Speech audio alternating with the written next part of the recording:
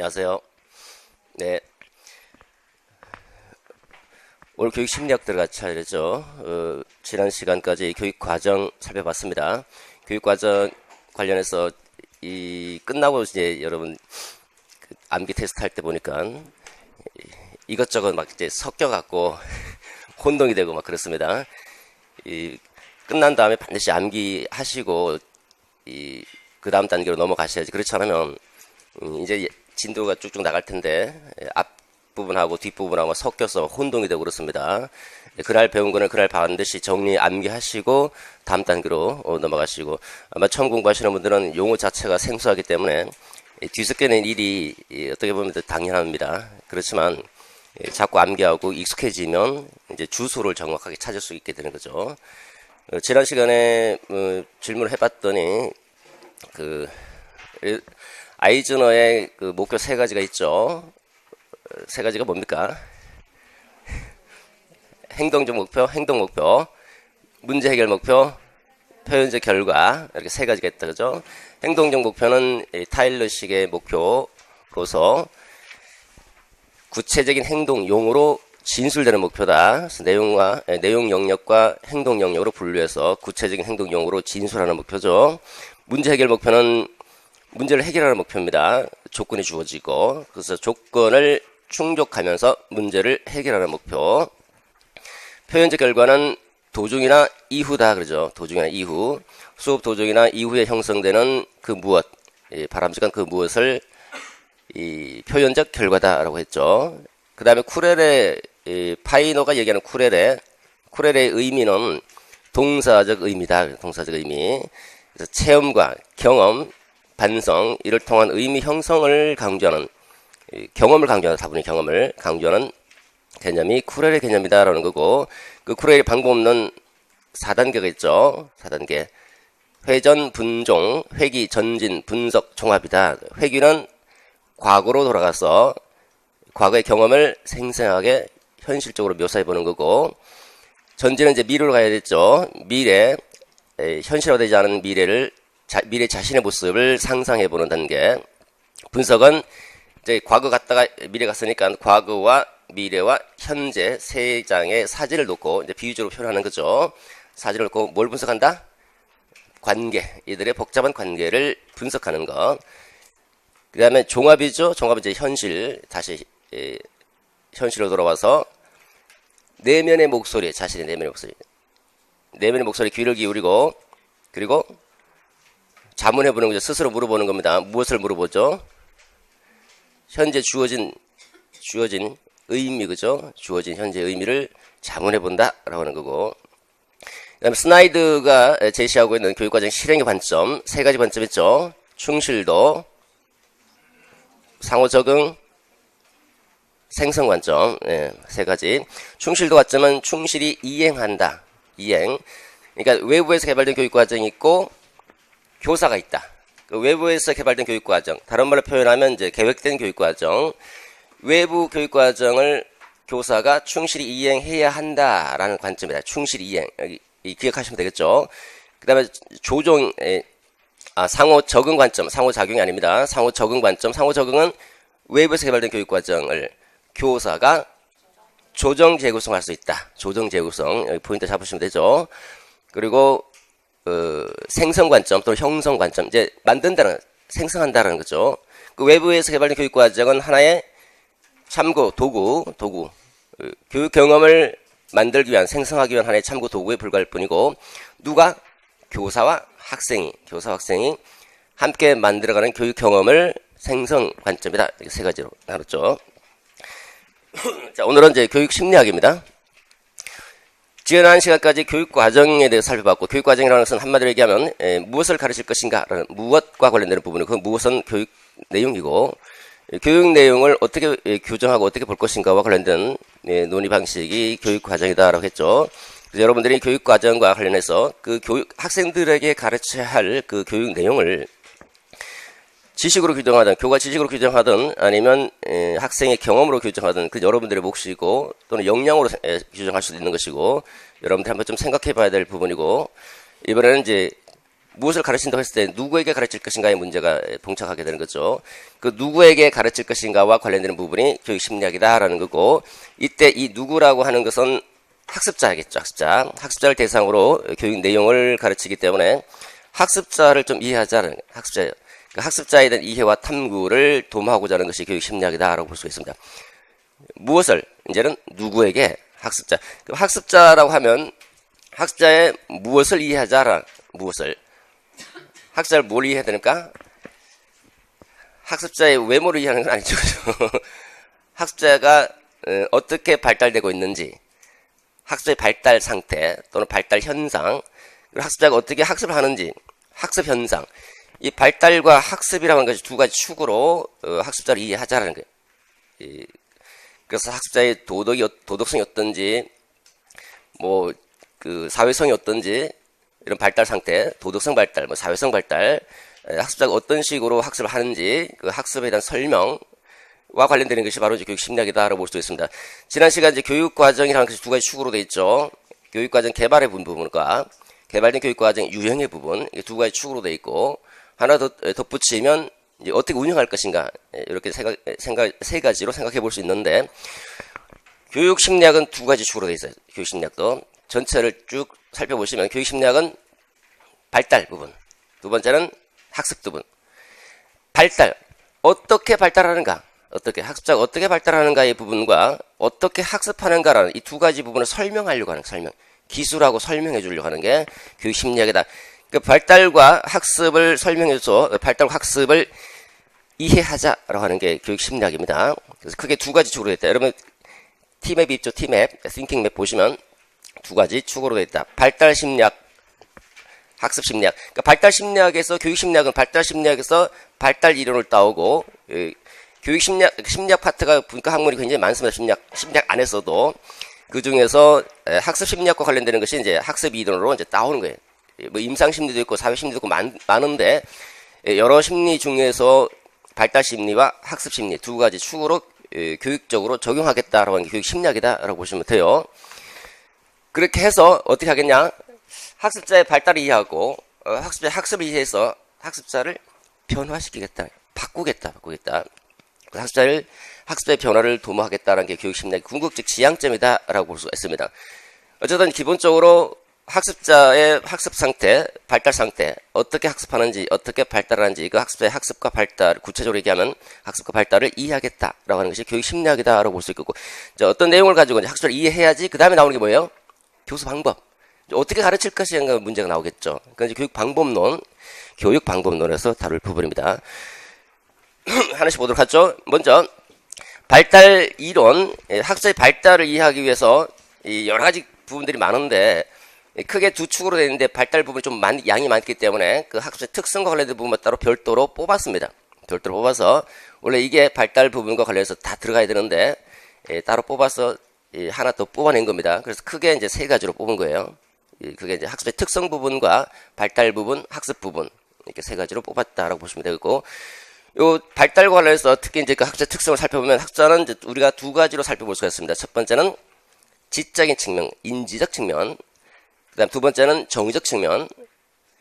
신체적 측면은 굳이 교육 심리학에서 다룰 필요가 없겠죠. 신체적 측면은 이제 체육과에서도 얼마든지 다룰 수 있는 부분이고. 그래서 첫 번째 인지적 특성을 살펴보자. 학습자 인지적 특성이 어떤지를 이해하자라고 하는 부분이고, 인지하면 제일 먼저 떠오르는 게 뭡니까? 지적인 능력이죠. 지적인 능력. 이 지적인 능력을 지능이다라는 지능.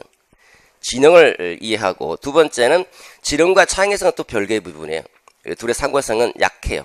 약하기 때문에 창의성 부분도 별도로 우리가 살펴봐야 될 부분이고, 그다음 학습자가 어떻게 학습하는가라는 정보 처리 방식과 관련된 개인의 독특한 정보 처리 방식이 있는데, 그 개인의 독특한 정보 처리 방식 또는 학습 유형, 이거를 인지 양식이다. 사물을 인지한다. 공부를 할 때 어떻게 인지하는지, 인지하는 독특한 양식이 있는데 그걸 인지 양식 또는 학습 유형 또는 학습 선호도, 같은 말입니다. 학습 양식 또는 인지 양식 또는 학습 선호도. 어떤 학생은 이어폰을 끼고 음악을 들으면서 공부하는 것을 선호하는 사람이 있고, 어떤 사람은 그냥 혼자서 조용히 공부하는 사람이 공부하는 것을 선호하는 사람이 있고, 어떤 사람은 인터넷 매체를 통해서 시청각 기자재를 좋아하는 학생들도 있을 것이고, 이게 사람들마다 다 공부하는 방식이 다르다는 거죠. 그래서 정보를 어떤 식으로 처리하고자 하는지, 그 정보 처리와 관련해서 개인의 독특한 정보 처리 방식이 있는데, 그걸 인지 양식이다. 이 세 가지가 우리가 살펴봐야 할 인지적 특성과 관련된 부분입니다. 먼저 지적인 측면 관련된 지능 부분을 보시면 전통적인 지능 이론이 있고, 새로운 지능 이론, 그 다음에 지능 검사와 관련해서 살펴봐야 될 부분이 있는데, 원래 지능과 관련된 학문적인 논의는 이 지능 검사가 먼저 나오게 되고, 지능 검사가 어느 정도 정착이 되고 보편화되면서 학자들이 이제 연구하는 걸 좋아하잖아요. 그럼 지능이 뭔데? 질문을 하게 되고 지능의 본질을 한번 탐구해보자 해서 나오는 게 지능 이론입니다. 처음에 지능 측정하기 위해서 지능을 측정하고 지능 검사가 먼저 나오게 되고, 역사적으로 보면 얘가 우선적이고요. 그 다음에 그러면 지능의 본질이 뭔가 논의해보자 하는 게 지능 이론들입니다. 전통적 지능 이론과 새로운 지능 이론이 있는데, 이렇게 두 가지를 구별하는 이유는, 전통적인 지능 이론은 심리 측정적 접근이라고 그러는데 측정할 수 있다. 여기서 이제 측정하니까 측정할 수 있다는 가정 하에서 지능의 본질을 규명하고자 하는 게 전통적인 지능 이론이고, 지능하면 일단은 처음 출발할 때 여러분들이 지능하면 어떤 생각을 합니까? 야, 제가 지능이 상당히 뛰어나. 그럴 때 지능이 뛰어나다 그러면 이렇게 생각하죠. 저는 국어도 잘하고 수학도 잘하고 음악 미술도 예체능도 다 잘할 것이야. 보통 이런 생각이 지금까지 전해내려져 오고 있죠. 일반적으로 아마 이렇게 많이 생각할 겁니다. 그게 바로 첫 번째 주자예요. 스피어만이라고 하는 사람. 스피어만은 일반 요인설 또는 주의 요인설이라고 하는데, 우리가 지능하면 지능이 하나의 능력으로 돼 있는가? 하나의 능력. 단일 능력인가? 하나의 능력. 그러니까 지능이 높으면 모든 걸 다 잘한다. 팔방미인이라고 그러죠. 이렇게 생각할 것인가라는 부분과 관련되는 게 이제 첫 번째 스피어만. 그러니까 스피어만은 지능이 뛰어나면 모든 걸 다 잘한다고 생각하는 거예요. 하나의 요인으로 돼 있다. 하나의 요인으로 돼 있는가? 아니면 다양한 요인들로 돼 있는가? 다양한 요인들. 한 요인 말고 예를 들어서 수학적인 수를 계산 잘하는 사람들이 있는가 하면, 어떤 사람은 언어를 잘하는 사람이 있어요. 언어 유창성이 있고, 요인이 좀 다르다는 거죠. 그죠? 서로 독립되어 있는 여러 요인들로 구성되어 있다고 볼 수 있는 거죠. 하나의 요인이 아니라, 하나로 이렇게 큰 요인이 아니라, 그래서 하나의 요인으로 되어 있는가 아니면 다양한 요인으로 되어 있는가 라고 해서 다양한 요인으로 되어 있다라고 하는 게 서스톤과 길포드. 서스톤은 얘는 이제 단일 요인, 단일 능력, 하나의 능력이 아니야. 서스톤은 요인이 7개가 있어. 7개. 언어 요인도 있고 수 요인도 있고 공간 시각 요인도 있고 뭐 추리 요인도 있고 기억 요인도 있고 7개라고 하는 요인이 있어. 각각 다른 요인들로 돼 있어. 라고 하는, 그것을 이제 기본 정신 PMA라고 해서 7개의 다요인설, 요인이 다양하다라는 이렇게 이제 주장을 하게 되고요. 길포드가 그래? 내가 한번 살펴볼게. 쭉 봤더니 야, 요인 있잖아. 180개나 있네. 180개 요인. 이 사람 이제 복합 요인설이라고 그래. 얘는 다요인설. 합치면 어쨌든 다 다요인설, 얘도 다요인입니다. 여러 요인으로 돼 있다. 얘는 180개, 길포드는 180개 요인으로 돼 있다. 지능 요인은. 그래서 180개 여러 다양한 요인들로 지능을 구성하고 있다. 이렇게 설명하고 있습니다. 그래서 요인설에 대해서는 이제 길포드 이후에는 이제 할 말이 없습니다. 180개면 더 이상 할 말이 없거든요. 200개 내나 300개 내나 뭐 비슷비슷하죠. 그죠? 그 다음에 이제 이 형태설, 카텔 이 형태에서는 그 일반 요인을 두 가지 형태로, 그러니까 일반 요인이 있고 특수 요인이 있는데 두 가지 형태로 되어 있다. 상층부, 하층부로 나눠서 일반 요인과 특수 요인 두 가지 요인으로 되어 있는데, 그 일반 요인으로 하는 게 유동성 지능과 결정성 지능으로 되어 있어. 그 유동성 지능, 결정성 지능이라는 말을 하게 되고, 지능은 변화될 수 있어. 지능은 개발될 수 있어. 지능의 개인차를 우리가 언급할 수 있는 거는요, 이 다요인설부터는 지능의 개인차를 언급할 수가 있어요. 지능이 사람마다 다르다. 왜냐면 요인마다 누구는 수를 잘하는 사람이 있고 누구는 언어를 잘하는 사람이 있고 요인이 다르잖아요. 그죠? 얘는 지능에 또 특별한 개인차가 없어요. 지능이 높으면 모든 걸 다 잘하니까. 근데 얘는 요인설부터는 요걸 잘하는 사람이 있고 저걸 잘하는 사람이 있고 지능의 개인차에 대한 해석이 가능한데 지능이 변화된다는 말은 못합니다. 근데 카텔은 유동성, 결정성 지능을 얘기하면서 지능은 변화될 수 있어. 개발될 수 있어. 지능이 개발될 수 있다. 지능이 변화될 수 있다는 말이 처음으로 나오게 되는 거예요. 이때. 호는 얘를 다시 종합한 거고요. 별로 객관식으로 뭐 출제됐지만 별로 중요한 건 아니고요. 그래서 이렇게 보면 이 전체가 얘도 뭐 지능, 카텔도 지능 요인설과 관련되는 겁니다. 전체적으로 지능은 몇 개의 요인으로 되어 있는가라고 해서 살펴보고자 하는 겁니다. 하나의 요인으로 단일 능력이다. 아니야. 여러 개 요인으로 되어 있어. 여러 개 요인으로. 근데 여러 개 요인으로 되어 있어. 이건 별로 안 중요해.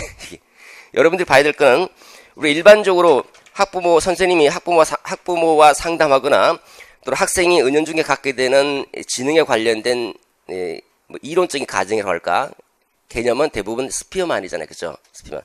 그러니까 스피어만의 관점에서 우리가 많이 바라보기 때문에 이런 지능 이론의 출발자이자 보통 갖고 있는 관념에 해당되기 때문에 이 스피어만은 분명히 알아두셔야 됩니다. 그 다음에 두 번째, 얘네들보다는 이제 지능은 약간 변화될 수 있다는 관점을 취하고 있는 카텔의 이 형태설 좀 봐두시고, 그 다음에 새로운 지능 이론은 아니야. 여러 개 요인으로 되어 있는 것이 아니라 지능은 영역별로 구분돼요. 서로 별개 독립적인 서로 다른 영역이 있어. 영역. 서로 다른 영역으로 됐다. 누구는 음악 지능 영역이 있고, 음악 지능 영역이라는 것이 있고요. 뭐 신체 운동 지능 영역이라는 것이 있고, 그다음에 뭐 논리 수학적 지능 영역이라는 것이 있고, 이렇게 지능 영역이 별개로 독립돼 있어. 이렇게 여러 요인들이 서로 떨어져 있는 것이 아니라 지능 영역이 있다. 별개 영역. 영역이라는 말을 이제 처음 쓰게 되는 거. 이게 바로 새로운 지능 이론. 새로운 지능은 종래 전통적 지능 이론은 주로 지능이라고 하는 것은 학습과 어떤 상관성이 있는지, 그 지능이 학습의 예언 변수로 주로 많이 논의가 되어 왔다면, 새로운 지능 이론은 학교에서 성공한다고 해서 사회에서 성공한 사람은 극히 드물다. 학교 우등생이 곧 사회 우등생과 바로 직결되는 건 아니다. 왜냐하면 그건 지능 영역이 다르기 때문에 누구는 운동 잘해서 운동으로 성공하는 사람도 있고, 누구는 음악적으로 성공하는 사람이 있고, 학교 공부는 대부분 보면 언어나 수학으로 돼 있거든요. 그러니까 언어 영역과 논리 수학 영역이 뛰어나면 학교 공부는 성공하지만 사회는 언어 수학 영역만 요구하는 것은 아니다는 거예요. 그래서 영역을 구분해서 영역별로 상호 독립적인 영역을 찾고자 연구한 게 새로운 지능 이론입니다. 그래서 대표자가 이제 가드너, 하버드 대학 심리학 교수죠. 아직도 살아있죠. 스턴버거 예일대 심리학 교수입니다. 두 분 다 이 새로운 지능 이론을 펼치고 있는 사람이고, 두 분 다 중요한 사람이죠. 그리고 이제 스턴버거 이후에 지능 이론이 이제 나오지 못하고 있습니다. 그러니까 지능 이론은 스턴버거가 끝낸 사람입니다. 스턴버거가 이제 지능 이론을 뭐 어떻게 보면 이제 요인설의 종결자는 길포드고, 180개야. 더 이상 할 말이 없지. 그 다음에 영역, 지능 몇 개 영역으로 돼 있어. 영역 이론의 종결자는 스턴버거. 그래서 지적인 측면을 이제 다루다 보니까 이제 한편으로는 이제 감성적 측면, 정서적 측면의 지능 이론 이제 다른 부분에서 나타나기 시작하죠. 그래서 어쨌든 우리가 최근에 2015 개정교육과정보다 관련된 2015 개정교육과정은 행복교육을 지향하죠. 2015 개정교육과정은 사회적 삶에서 역량을 강조하고 있고, 그러다 보면 학교 공부 잘하는 것도 물론 중요하지만 사회적 삶에서 성공할 수 있는 그런 역량을 강조하고 있다는 차원에서 본다면 새로운 지능 이론 매우 중요하다고 볼 수 있습니다. 그래서 우리가 봐야 될 부분은 가드너와 스턴버그라고 하는 사람이고, 물론 이제 기본적으로 좀 중요하다면 얘하고 그 다음에 예순위 이렇게 1, 2, 3 이런 순위로 아마 접근할 것이고, 그렇지만 전체적으로 볼 때 이 지능 이론 부분은 중요성은 조금 떨어질 수 있다. 왜냐하면 지금 논의는 지능 이론에 있는 게 아니라 동기 이론으로 다 옮겨가고 있습니다. 전부 다 학자들은 지능은 거의 다 연구가 다 끝났다 거의. 그래서 동기 쪽에 초점을 맞추고 있으니까 인지적 특성보다는 정의적 특성에 초점을 많이 맞추고 있다는. 학습의 지적인 영역, 지능이라는 것도 학습의 예언 배운수로서 매우 높은 상관성을 갖고 있어요. 지능과 학업 성취도의 관계는. 근데 동기라고 하는 것도 높은 상관성을 갖고 있거든요. 지능은 우리가 변화될 수 있다고 하지만 어느 정도 그래도 변화되기는 쉽지가 않거든요. 그 동기라고 하는 것은 쉽게 동기를 유발시킬 수 있거든. 그죠? 그래서 동기 부분에 초점을 많이 맞추고, 여러분들도 동기 이론에 좀 더 중요성을 둬야 됩니다. 이 학습의 특성 중에서는.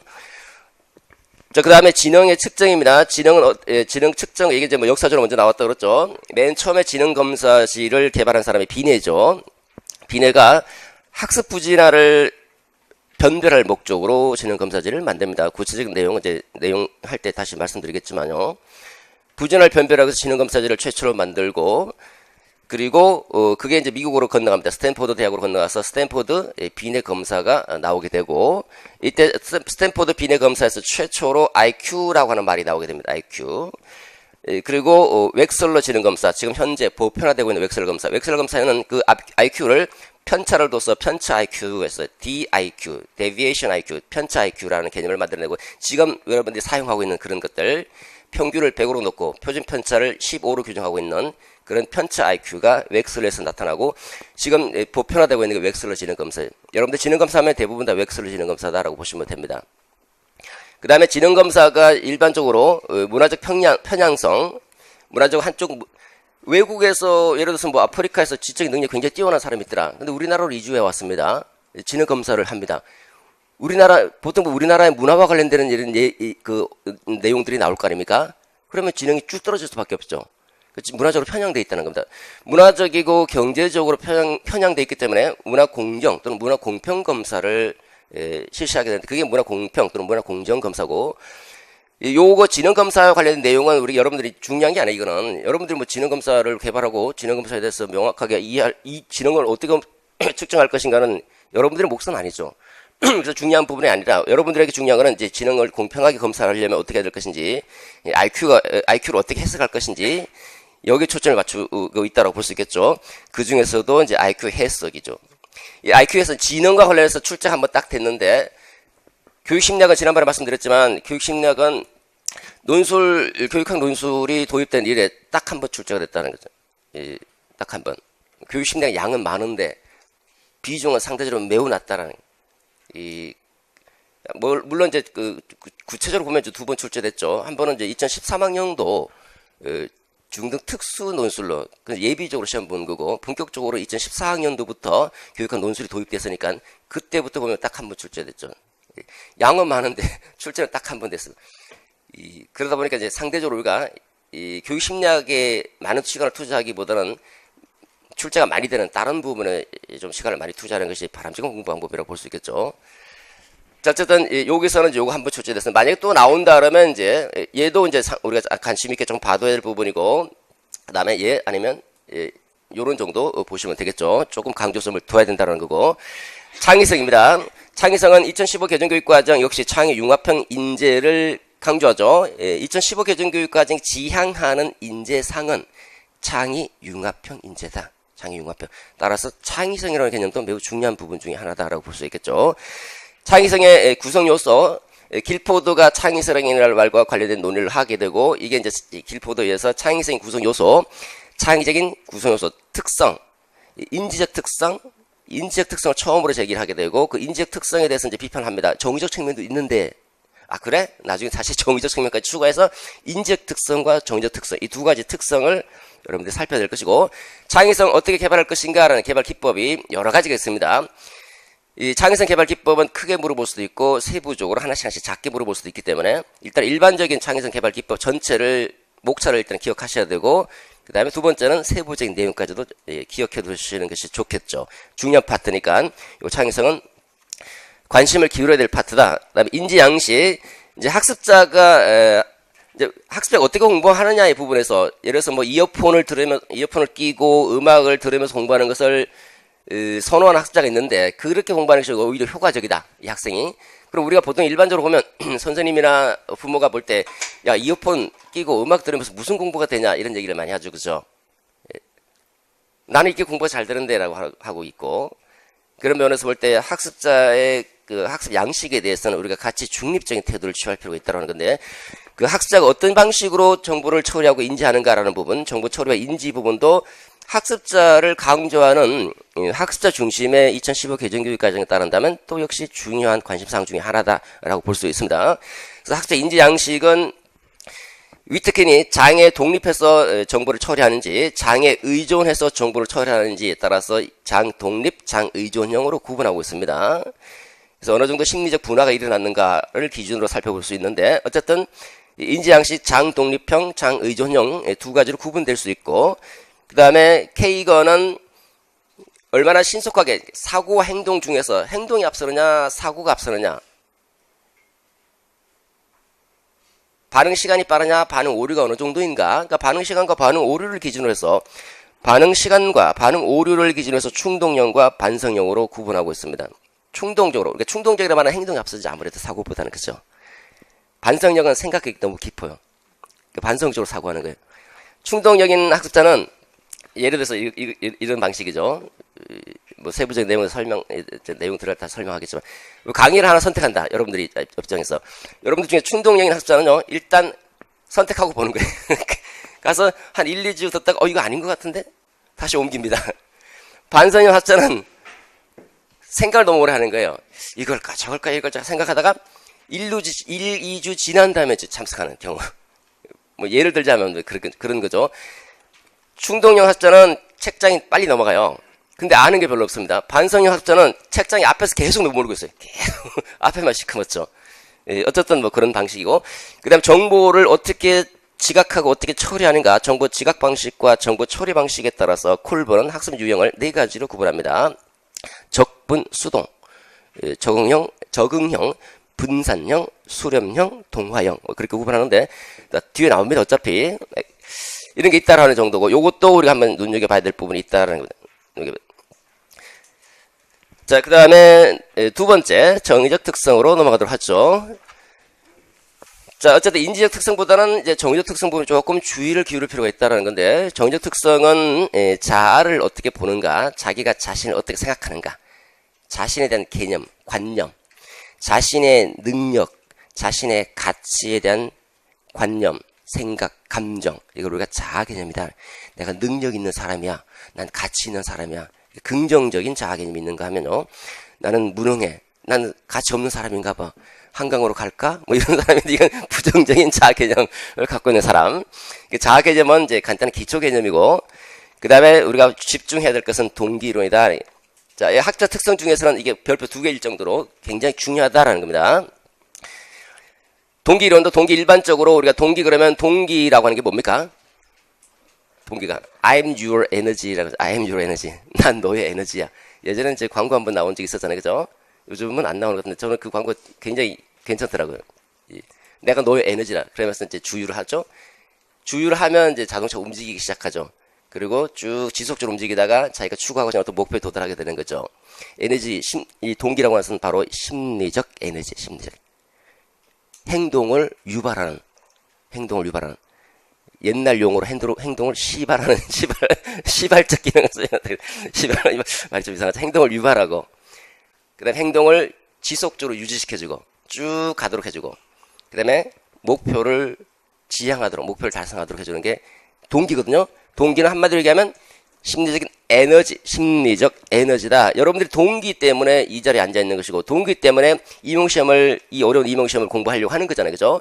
그 임용시험을 공부하도록 움직이게 한 그 힘이 뭔가, 심리적 에너지가 뭔가, 이 동기의 본질을 탐구하고자 하는 것이 동기 이론입니다. 동기 이론. 동기 본질. 자, 동기 본질은, 동기는 결국 욕구야, 욕구. 내가 밥을 먹으려고 하는 것은 배가 고프기 때문이고, 내가 공부를 하려고 하는 것은 공부를 통해서 자아를 실현하고 싶은 그 욕구 때문이다. 욕구가 동기 유발의 원천이다, 근원이다 라고 하는 게 욕구와 관련되는 거죠. 동기를 기본적으로 한마디로 욕구야, 욕구. 욕구가 행동을 유발시키는 심리적 에너지야 라고 하는 거. 이게 욕구와 관련되는 부분이고, 욕구와 관련된 동기 이론은 3가지. 욕구 위계 이론, 자기 결정성 이론, 자기 가치 이론. 처음으로 주장한 사람은 이제 메슬로우고, 동기의 본질은 욕구야. 욕구에서 행동이 유발되고 유지되고 지속적이고 어떤 목표를 달성하게 되는 것이야. 끝내 배가 고프니까 끝내 먹게 된다는 거죠. 욕구. 근데 그 욕구가 위계화되어 있어. 5단계로 생안사, 존자, 생리적 욕구, 안전의 욕구, 사회적 욕구 또는 애정 소속의 욕구, 존경의 욕구, 자아 실현의 욕구, 이렇게 생안사, 존자 5단계로 위계화되어 있고, 하위 욕구가 충족되면 상위 욕구가 등장한다. 이렇게 얘기를 하고 있어요. 어쨌든 욕구를 위계화시켜서 제시했다. 동기의 근원이 뭐다? 욕구야, 욕구. 근데 그 욕구를 대시와 라이언은 자기결정성 욕구로 얘기합니다. 자기가 자신의 행동을 결정하고자 하는 그 욕구에 의해서 행동이 나온다는 거예요. 여러분들도 여기 억지로 뭐 예를 들어 부모의 강요해서 다른 사람의 강요해서 여기 가서 강의 들으라 이렇게 한다고 오는 건 아니잖아요. 그죠? 자기가 나름대로 생각해서 자기가 결정하고 싶은 거예요. 자기가 결정해서 이렇게 오는 거잖아요. 이게 바로 자기결정성 욕구와 관련되는 것이고, 이 자기결정성을 구성하고 있는 욕구가 세 가지가 있어. 자유관, 자율성 욕구, 유능감, 유능해지고 싶은 욕구, 그리고 관계성 욕구, 타인과 긍정적 관계, 안정적 관계, 이런 관계를 맺고 싶어하는 욕구, 관계성 욕구, 이 세 가지 욕구로 구성되어 있어 라고 설명하는 게 자기 결정성 이론. 최근에 내재적 동기를 강조하고, 최근에는 이제 외재적 동기보다는 내재적 동기를 강조하고 있는 경향이 많고, 그 내재적 동기를 가장 잘 설명할 수 있는 이론이 자기 결정성 이론. 내가 결정했다는 거예요. 내가 결정했어. 그래서 요 욕구 위계 이론은 워낙 기본적인 것이기 때문에 중요한 겁니다. 행정고시에도 출제됐고, 최근에. 근데 그 최근의 중요도로 본다면 자기결정성 이론은 훨씬 더 중요하죠. 사실 다 중요합니다. 조금 이제 우선순위를 둔다면 자기결정성 이론은 내재적 동기와 밀접하게 관련되어 있다. 그래서 매우 중요한 것 중에 하나다라고 볼 수가 있습니다. 그 다음에 자기가치 이론, 자기 가치를 보존하고자 하는 욕구가 있어요. 아무리 그가 무도한 인간이라 하더라도, 예를 들어서 뭐 폐륜하다, 폐륜 범죄를 저질러서 뭐 현장에서 재연한다 할 때 옆에서 막 욕하고 뭐 예를 들어서 물병 던지고 하면 어떡합니까? 이렇게 쳐다보잖아요. 이렇게. 왜냐면 자기 가치가 손상되니까. 그래도 아무리 나쁜 사람이라도 인간은 누구나 다 자기 가치를 보존하고자 하는 욕구가 있다는 거. 그 자기 가치 보존의 욕구에 의해서 행동이 나타난다라고 설명하는 게 자기 가치 이론이고, 이 자기 가치 이론에서 이제 자기 장애 전략이 있는데 그게 주요 개념 중에 하나입니다. 어쨌든 이런 여러 가지 욕구가 조금 설명 방식이 조금 다르지만 근본적으로는 욕구가 동기 유발의 근원이다라고 설명하는 이론이 있고요. 여러분들은 이제 이 동기 이론을 우리가 살피는 이유는 뭡니까? 왜 살펴요? 왜? 이거 왜 알아야 되죠? 동기 이론을. 학습자가 공부를 안 하려고 그래요. 동기가 저하되어 있어요. 동기가 저하되어 있을 때 왜 동기가 저하되어 있는지 그 원인을 살펴야 되잖아요. 그죠? 자동차 연료가 지금 바닥에 나 있는데 그것도 모르고 계속 운전하고 있으면 가다가 중간에 멈춰버릴 수밖에 없잖아요. 자동차가 왜 멈췄는지, 그 에너지가 얼마 정도인지 알아야 되는데, 그 에너지, 그러니까 우리가 학습 동기가 막 저하돼서 공부를 안 하려고 한다. 그러면 어떤 부분에 지금 문제, 이 연료가 지금 여기서는 연료가 생안사, 존자, 5가지 연료가 있더라. 5가지 연료 중에서 어떤 부분에 지금 문제가 있는지를 살펴서 그 부분을 보충해서 나갈 수 있도록 해줘야 될 거 아니에요. 그죠?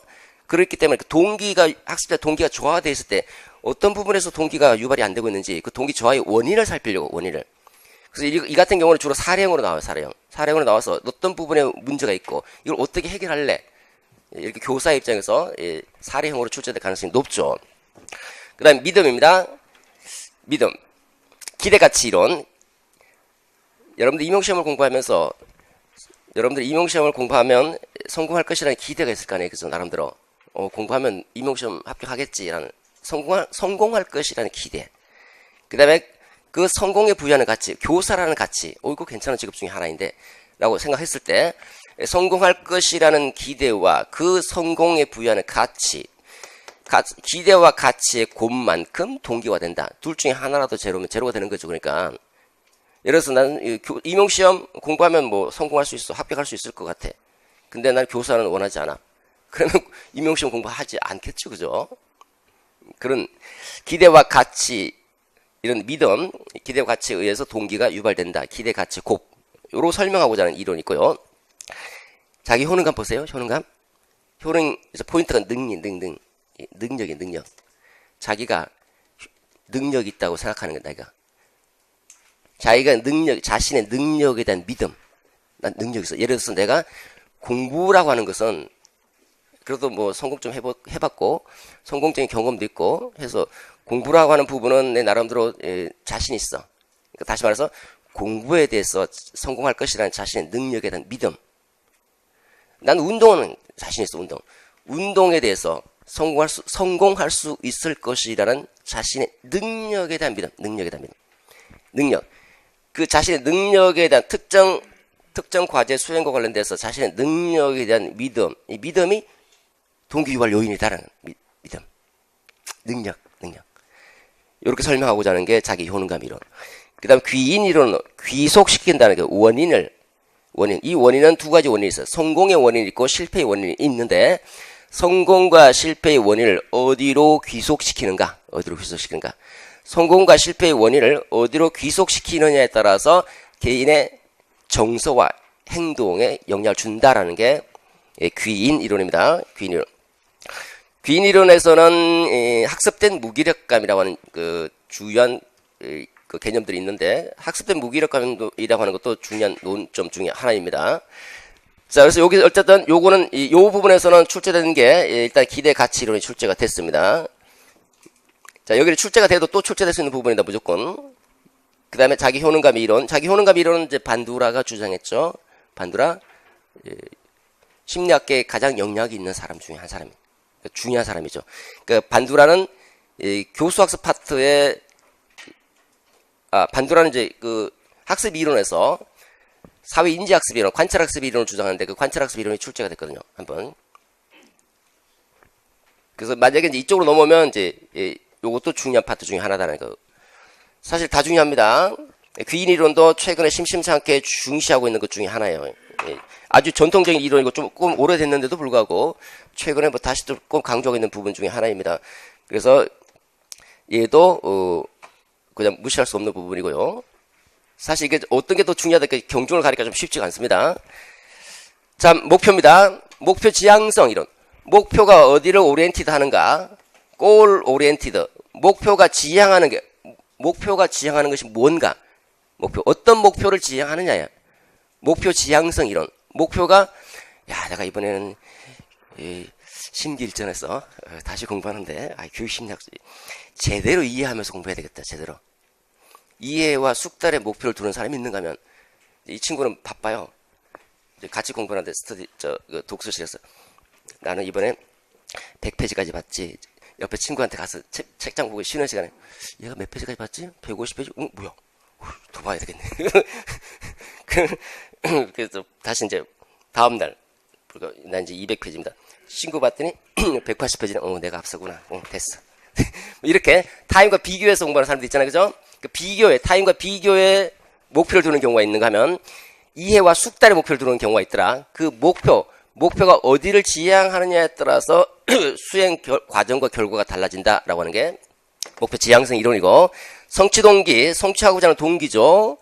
어렵고 도전적인 과제를 성취해서 목표를 이루고자 하는 그 성취동기가 이제 성취동기 이론입니다.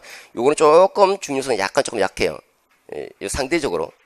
근데 어쨌든 다 중요한데, 우리가 여기서 다 중요합니다. 제일 조금 눈여겨봐야 될 것은 일단 얘 두 개다. 얘는 출제됐지만 또 출제될 가능성이 있습니다. 다 별표인데 조금 더 눈여겨보자라는 거는 이 두 개고. 다음 넘어가도록 하겠습니다. 이번에는 이제 본격적으로 교육심리학 발달 이론 파트입니다. 학습자의 발달. 어떻게 발달이 일어나는지를 설명해 주겠다. 기술적인 겁니다. 어떻게 발달이 일어날 것인지. 나중에 이제 교수학습 파트, 교육방법론 가보면 이제 교육심리학과 교육방법론이 또 어떻게 관계되는지를 알게 되는데, 일단 설명해 준다. 어떻게 발달이 일어나는지를 설명하겠다는 게 발달 이론입니다. 발달하면 첫 번째 인지죠. 인지적 측면. 그 다음에 인지가 아닌 도덕성, 성격, 사회성과 관련된 비인지라고 합니다. 인지 아닌 부분. 인지 발달과 비인지 발달 두 가지로 크게 나눠볼 수 있고, 인지 발달하면 두 사람의 대표적인 사람이죠. 피아제와 비고츠키. 아마 많이 들어봤을 겁니다. 여러분 이제 전공 교과에서도 많이 논의하고 있는 부분 중에 하나이죠. 피아제는 주로 이제 개인적 구성주의라고 얘기하고 개인의 인지 발달을 다루고 있고요. 얘도 물론 개인 인지 발달 다루지만 사회적 상호작용을 강조합니다. 비고츠키는 사회적 상호작용을 강조하고 있기 때문에 사회적 구성주의다 또는 사회 문화적 구성주의다라고 얘기를 하고 있습니다. 둘 다 중요한 사람인데 얘가 조금 더 최근에 이제 협동 학습이니 강조하다 보니까 비고츠키가 조금 더 중요하다. 다 중요합니다. 얘가 조금 더 중요하다. 그 다음에 비인지적 측면입니다. 성격이 어떻게 발달되고 있는지, 도덕성이 어떻게 발달되는지, 사회성이 어떻게 발달되는지 크게 세 가지로 나눠볼 수 있고, 성격 발달 이론은 프로이드가 선두주자죠. 선두주자지만 약간 성적인 차원에서 성격 발달 이론을 다루고 있기 때문에 현실적으로는 조금 어렵습니다. 에릭슨의 성격 발달, 이거는 심리사회적 성격 발달 이론입니다. 심리사회적 대인관계와 관련되는 부분이고, 에릭슨의 성격 발달 이론 한번 출제가 됐죠? 얘가 출제가 됐으니까 다음에 또 나올 가능성은 조금 약하고, 그 다음에 넘어오면 이제 그 에릭슨의 성격 발달 이론 중에서도 청소년기의 정체성 발달, 청소년기의 정체성과 관련된 논의를 확대한 사람이 마샤예요, 마샤. 그래서 정체성 지위 또는 정체감 지위 이론인데, 이건 청소년기의 정체감과 관련된 부분이기 때문에 여러분들이 주목해야 할 부분 중에 하나다라는, 그러니까 성격 발달 이론에서는 얘가 일단 압권이다. 두 번째, 도덕성 발달입니다. 최근에 도덕성인이 뭐 사회성인이 학교 폭력이 불거지면서 이런 얘기를 많이 하죠. 그래서 도덕성인의 사회성, 요것도 그렇고 보셔야 되는데, 피아제는 볼 필요가 없고요. 볼 필요가 없다. 선생님 그런 얘기 해도 될까요? 조금 불안하죠. 거의 제어로 수렴되는 사람이고, 요 피아제 이론을 발단시킨 사람이 이제 콜버거입니다. 콜버거와 길리건. 콜버거는 행시에서 얼마 전에 출제가 됐어요. 얼마 전에. 굉장히 오래된 이론이지만 비판도 많이 받고, 하지만 그 도덕성 이론을 설명할 수 있는 이론이 많지가 않거든요. 그래서 남성의 이론이다라는 비판도 많이 받고요. 길리건은 여성의 그 도덕성 이론이죠. 남성의 도덕성 이론이다. 어쨌든 이 두 사람이 무시할 수는 없다는 거예요. 아주 중요하기보다는 무시할 수 없다. 그래서 한 번쯤은 보셔야 된다는 겁니다. 사회성이 훨씬 중요하죠. 사회성 발달 이론은 매우 중요한 파트다라는 거. 셀만의 사회적 조망 수용 이론. 요거 발음하기 조금 어렵죠. 브론펜브레너. 우리나라 말로 하겠습니다. 브론펜브레너. 브론펜브레너. 자꾸 발음하셔야 돼요. 브론펜브레너의 생태학적 발달 이 두 가지가 매우 중요한데, 이 중에서도 얘가 더 중요합니다. 얘가 그 다음에 이렇게 두 가지 사회성 발달 이론 둘 다 깊게 보셔야 되겠죠. 자, 이렇게 해서 이제 인지 발달과 비인지 발달이 끝납니다. 다음 양이 많죠. 학습 이론입니다. 어떻게 학습을 하는지 이 학습을 설명하겠다는 게 학습 이론입니다. 여러분들이 학습하면 학습이 뭔가요? 배우고 익힌다? 배우고 익히는가? 학습? 학이 시습지면 불력 요로와라. 배우고 때때로 익히니 이 또한 기쁘지 아니한가. 누가 한 말이에요? 공자가. 그죠? 여러분들은 학과 습이 같이 나가야 돼요. 배우고 바로바로 익히면서. 그러니까 이해하면 바로 바로 복습하고 암기하고 바로 익혀야 돼. 바로 같이. 그 공자가 이제 학이 시습지 할 때 그 학은요, 공자는 춘추시대 사람이에요. 그 혼란기 주나라의 그 평화로운 세계를 생각하면서 옛날에 주나라의 그 예법을 공부하라는 거예요. 주나라 예법. 극기복례라고 그러죠? 자기를 이기고 예로 돌아가라. 그 예는 주나라 예법으로 돌아가는 거예요. 주나라 예법. 그 주나라의 그 예법과 철학을 배우고 공부하니까 이게 얼마나 기쁜가. 이 혼란 시대에. 그래서 나온 게 학의 시습지인데, 어쨌든 배우고 익힌다는 겁니다. 그게 학습인데, 그럼 우리가 여러분들 학과 습, 이게 학을 하면서 생각을 같이 하셔야 돼요, 이게. 맹목적으로 그냥 배우기만 하면 학이 불사, 배우되 생각하지 아니하면 학이 불사, 즉 망한다는 말. 어둡다. 배우기만 하고 자꾸 뭔가 집어넣기만 하는데 생각을 하면서 집어넣는 게 아니라 배우기만 하는 거예요. 그러면 자기의 지식이 체계화가 안 돼요, 체계화가 안 되고 제대로 알지 못한다는 거예요, 제대로 알려면 이해를 하시, 이해를 하면서 생각하면서 공부를 하셔야 돼요. 이해는 물론 제가 나름대로 시키고 드리지만, 저는 제가 담당할 목표는 이해와 정리, 이건 제가 담당할 몫이고, 여러분들은 암기와 인출, 이건 여러분들의 몫이에요. 정리, 지금 책은 교재가 조금 나름대로 이렇게 양이 있지만, 나중에 뭐 핵심 터치가 5월인가 7월 정도면 아마 작년 5월에 상했나? 한 200페이지, 300페이지 정도밖에 안 되거든요. 그걸로 딱 그냥 정리 끝나요. 내용은 여기 똑같아요. 근데 제가 강의할 때 보면 중요한 것만 이렇게 말씀드리잖아요. 그죠? 그 중요한 걸 다시 뽑아서 그냥 써놓은 거예요. 한 문장에서 세 문장 정도 쓸 수 있을 정도로. 그러니까 만약에 공부하면서 정리하고 싶으면 외울 것만 정리해서 외울 거, 키워드라든지 목차 정도만 이렇게 따서 그냥 갖고 다니기 용도로 그냥 보는 거지. 그럼 따로 막 정리하려고 시간 하려고 할 필요는 제가 볼 때는 없을 것 같아요. 여러분들이 지금 계속 외우고 인출하고. 제가 이해시켜드리고 정리하고. 이건 저희 몫이고. 이게 뭐지? 그래서 생각하지 아니하고 배우기만 한다. 사이불학, 사이불학 즉태. 위태롭다는 거예요. 즉태, 위태롭다. 생각만 하고 망상에 빠지, 편견에 빠지는 거예요. 그러니까 제대로 안 배우고 자기 혼자서 계속 생각만 하면 자기의 생각이 진짜 생각인 줄 알고 편협해지고 망상에 빠지는 거예요. 그러니까 동시에 배우면서 자꾸 이해하고 생각해 나가야, 동시에 같이 나가야 줘야 된다는. 근데 뭐야, 이거 왜 엉뚱한 얘기로 나왔지? 자, 학습입니다. 학습이 뭐요? 학습은 변화다, 변화. 변화가 학습의 변화. 변화된 것을 우리가 학습이다라는, 변화된 거. 변화, 무엇이 변화되어야 될까요? 무엇이 변화되는 것을 학습이라고 그런가? 행동주의에 따르면 심리학에는 크게 보면 심리학은 크게 세 가지 파가 있는데, 정신분석학 세력, 이게 제일 1세대, 이거 안 하겠습니다. 좀 딴 데로 나오는 것 같아서. 정신분석학이 인간의 정신을 다루는 건 내부에, 정신분석학이 제1세력 심리학이라고 해요. 그 다음에 행동주의가 제2세력 심리학이에요. 행동주의. 정신분석은 정신적 내면의 세계를 다루니까 검증이 안 되잖아요. 그죠? 검증이 안 되는 것은 학문 대상이 아니다 해서 나온 게 행동주의. 행동주의는 외부의 행동을 다루는 거예요. 그 다음에 인본주의가 제3세력 심리학이에요. 세 가지 큰 축. 그러니까 정신분석학, 행동주의, 인본주의. 근데 행동주의는, 학습은 행동의 변화야, 행동 변화. 요거는 행동, 외적인 행동이 바뀌어야지 학습한 것이다 라고 하는 것이고, 행동이 변화되지 않으면 학습한 것이 아니라는 거예요. 예를 들어서 내가 너를 좋아해. 마음속으로만 너 좋아해, 사랑해, 좋아해. 초콜릿 하나 안 줍니다. 근데 이 친구는 만날 때마다 초콜릿 하나씩 줘요. 말하지 않아도 그냥. 누가 학습한 겁니까? 후자가 학습한 거라고 생각하는 거예요. 이 학습을 설명하기 위해서 이제 조건 형성 이론이 나오게 되는데, 어쨌든 행동이 변화되는 것은 학습이다. 두 번째는 행동이 중요한 것이 아니라 행동은 나중에도 나올 수 있어. 행동이 나타나지 않아도 생각이 바뀌면 행동이 바뀔 수 있거든. 생각이 바뀌는 게 더 중요한 거야. 생각이 바뀌는 거, 인지가 바뀌는 거, 그 인지 구조의 변화, 인지의 변화가 학습이야 라고 설명하는 게 있어요. 얘가 행동주의. 얘는 인지주의. 인지주의는 인지가 바뀐 거, 생각이 바뀐 거. 생각이 바뀌어야지 학습된 거다. 그러면 행동주의와 인지주의가 있죠. 이 행동주의와 인지주의 사이에 있는 게 사회 인지학습이라고, 관찰학습이라고, 관찰학습.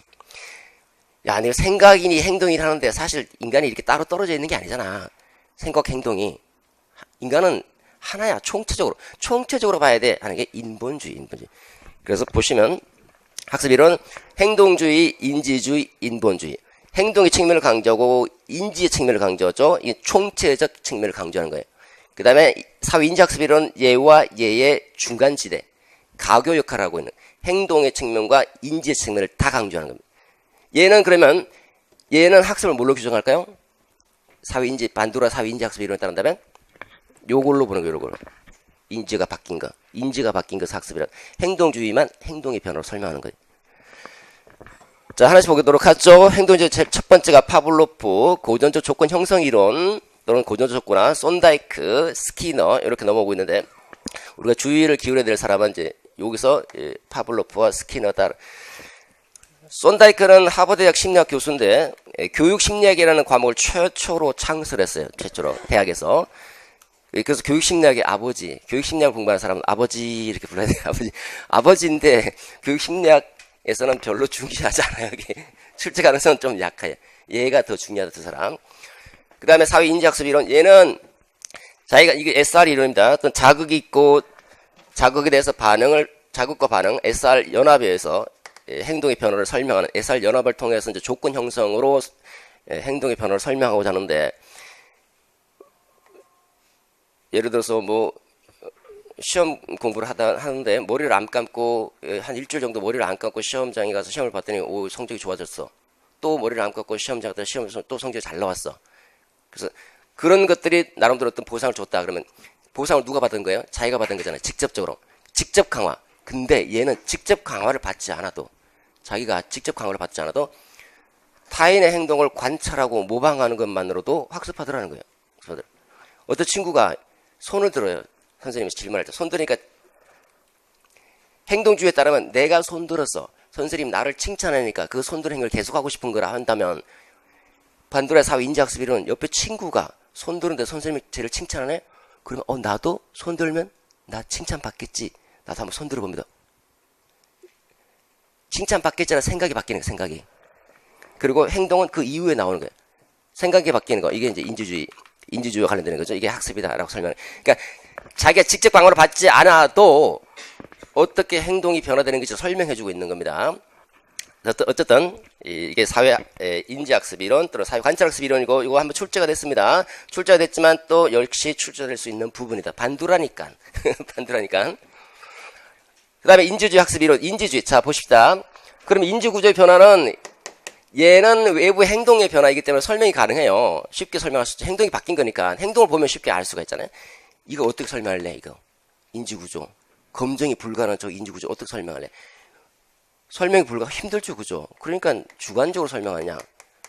아니면 객관적으로 설명할 것인가? 주관적으로 설명하려고 하는 게 바로 형태주의예요, 형태주의. 객관적으로 컴퓨터 정보 처리 방식, 컴퓨터 정보 처리 방식은 객관적이잖아요. 컴퓨터 정보 처리 방식에 비유해서 설명하고자 하는 것이 바로 정보 처리를, 인지구조의 변화를 어떻게 설명할 것인가? 주관적으로 설명하겠다. 그 다음에 객관적으로 설명하겠다. 정보 처리 이론. 그 중에서 정보 처리 이론이죠. 얘가 중요하죠. 얘는 조금 중요성이 떨어집니다. 약간 썰 같은 거니까 주관적으로 설명하다 보니까 매우 중요합니다. 정보 처리 이론. 여러분들한테도 도움이 많이 되고 매우 중요하다. 인지학습 이론에서는. 자, 학습 이론에서는 우리가 보시면 그 다음에 인본주의입니다. 학습 이론에서는 출제된 게 교육심리학 자체가 워낙 출제가 적지만 출제된 게 딱 하나. 사회 인지. 그 다음에 나오면 행동주의 아니면 인본주의, 그러니까 인지주의, 정보 처리로 나오겠죠, 그죠? 차순위로. 얘 아니면 행동주의도 매우 중요합니다, 매우. 둘 중에 하나가 나올 가능성이 있다. 학습 이론에서 출제한다면. 그런데 얘가 조금 더 비중이 높지 않을까, 이렇게 생각을 해봅니다. 자, 그 다음에 이제 행동주의적 측면을 여기다 집어넣어서, 적응과 부적응을 설명하고, 그 다음에 정식 분석학적 측면을 다시 여기다 집어넣어서 설명하는 게 적응과 부적응 부분입니다. 중요성은 상대적으로 약하다. 객관식 때도 상대적으로 약했습니다. 자, 이렇게 다시 정리해 보시면 크게 두 축으로 나눠본다. 발달 이론과 학습 이론 두 축으로 나눠보는데 그 발달 이론을 다시 이제 분류를 해서 앞으로 뽑아내서 학습의 특성을 살펴볼 수 있다. 인지적 특성, 정의적 특성. 인지적 특성에서는 지능 부분, 지적인 능력, 지능을 어떻게 볼 것인가, 지능의 본질을 규명하고자 하는 지능 이론이 있는데 전통적 지능 이론은 지능이 하나냐, 지능이 여러 개냐, 몇 개 요인으로 되어 있는가 이렇게 따졌다면 최근의 지능 이론은 영역별로 되어 있어요. 영역이 달라. 영역별로 구분해서 설명하는 가드너 다중지능 이론, 스턴버그 삼원지능 이론 또는 성공지능 이론 이 두 가지가 중요하고 그 다음에 그 지능 검사에 나온 지능 지수 어떻게 해석할 것인가. 이거 지능 지수 해석은 한번 출제됐지만 또 출제될 수 있는 부분으로 또 중요한 팝도 중에 하나이고요. 그 다음에 창의성, 학습의 창의성. 창의성 어떤 특성들을 갖고 있는지 인지적 측면과 정의적 측면 두 가지 특성으로 나눠 살펴보고 어떻게 개발할래. 그리고 인지 양식, 학습의 인지 양식, 정보 처리 양식과 관련된 세 가지 방식 있죠. 장 독립이냐, 장 의존이냐, 충동형이냐, 반성형이냐, 콜루버의 정보 지각 방식과 정보 처리 방식에 따른 네 가지 유형. 그 다음에 정의적 특성으로 넘어오면 정의적 특성은 동기 이론이 매우 중요하다. 자아 개념은 일단 부차적이고 동기론을 욕구로 볼 것인가, 아니면 믿음으로 볼 것인가, 목표로 볼 것인가에 따라서 몇 가지 이론들이 있고 동기론은 어쨌든 전체로 다 중요하다. 그 다음에 발달 이론과 관련해서 볼 때 학습의 발달, 인지 발달, 비인지 발달로 나눠볼 수 있다. 인지 발달은 비고치키와 피아제가 담당하고 있고 비고치키가 조금 더 강조점을 둬야 될 것이고 두 번째 비인지 발달, 성격 발달 이론 마샤에 조금 더 중점을 두자. 그리고 도덕성 발달 콜버거, 길리건. 그 다음에 사회성 발달 이론 셀만의 사회적 조망수용 이론 매우 중요하고 브론펜브론의 생태학적 발달 이론도 중요하다. 학습 이론입니다. 크게 보면 행동주의, 인지주의, 인본주의인데 그 사이에 걸쳐져 있는 거 반도나 사회 관찰학습 이론. 행동주의하고 정보 처리 이론 조금 더 강조점을 두고 봐두시는 것이 좋겠다라는 겁니다. 자, 이렇게 해서 교육 심리학 전체를 살펴봤습니다. 좀 쉬었다가 구체적인 내용 들어가도록 하죠.